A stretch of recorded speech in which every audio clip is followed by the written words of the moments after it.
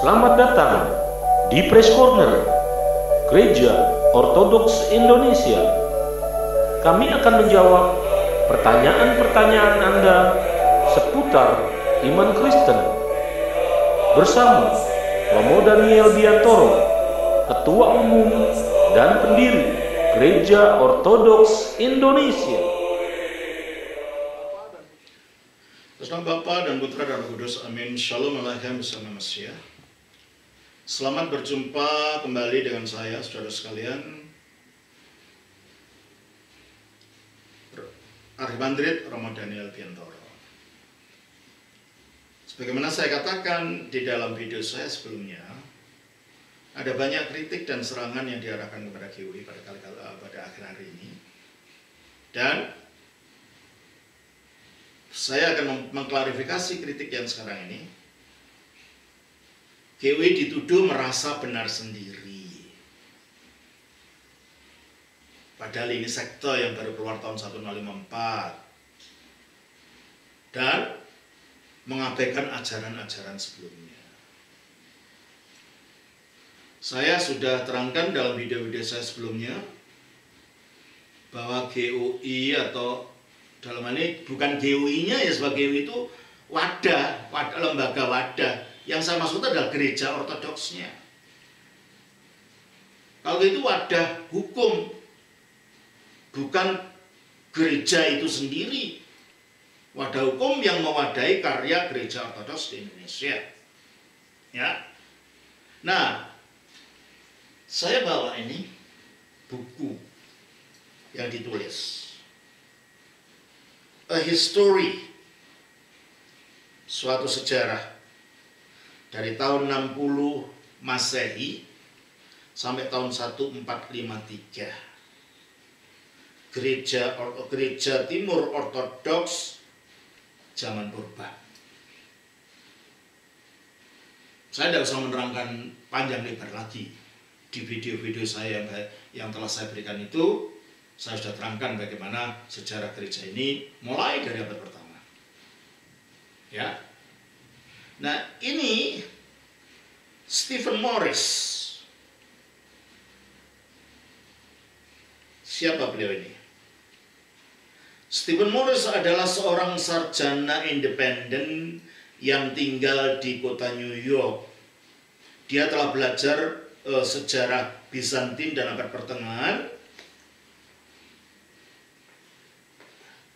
dan mengajar teologi di Universitas Yale dan Universitas Akademi Teologi Ortodoks Saint Vladimir, dan telah menulis mengenai khotbah-khotbah dan eksegesis para bapak gereja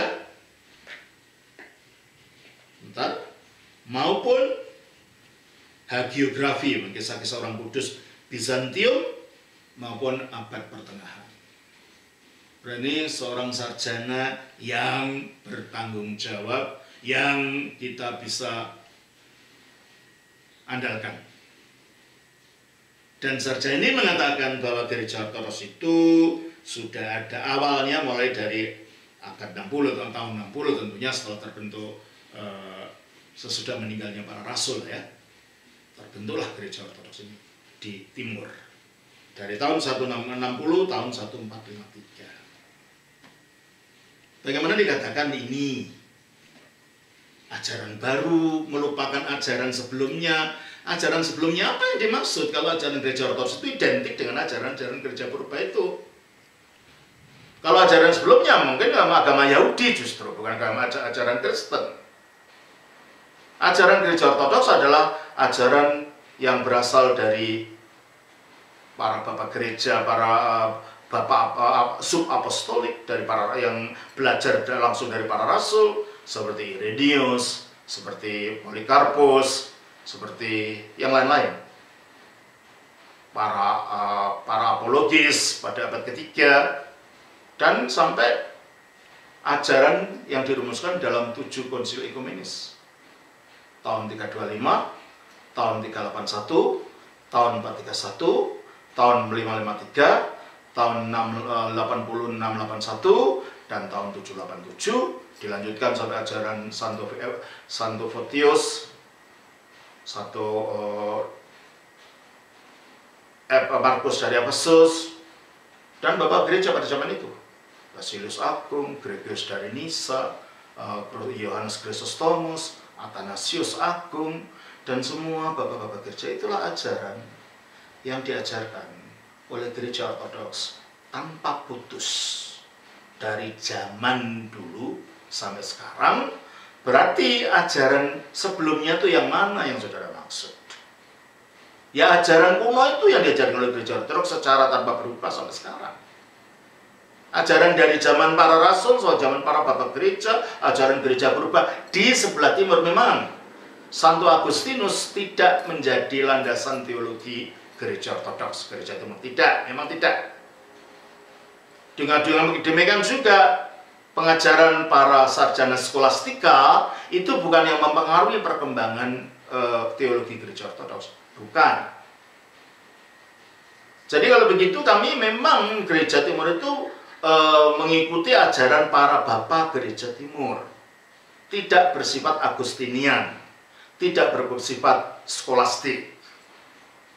Jadi kalau begitu, supaya ini juga menjadi informasi saudara, kalau saudara tidak mengerti dan mengatakan gereja Ortodoks ini sebagai yang menang sendiri, yang merasa benar sendiri. Kami tidak merasa benar sendiri, bukan karena kami, tetapi kami hanya memberitakan apa yang selama ini diajarkan oleh gereja dari zaman purba sampai sekarang. Cuma itu saja.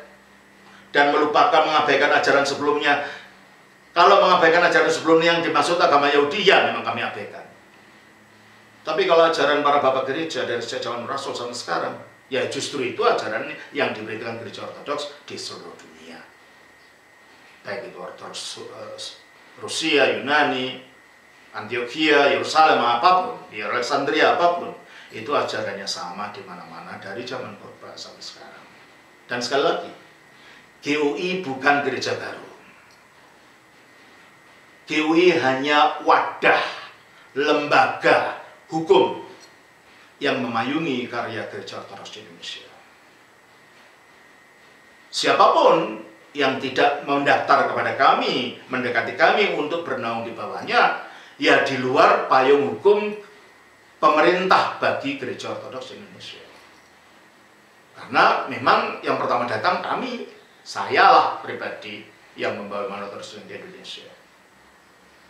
Jadi saya harap saudara mengerti dan jangan memberikan kritik yang tidak punya dasar dan tidak bertanggung jawab. Tuhan berkati. Nama Bapa, Putra, Roh Kudus. Amin. Bila Anda memerlukan pelayanan lebih lanjut, dapat menghubungi parokia-parokia di bawah ini.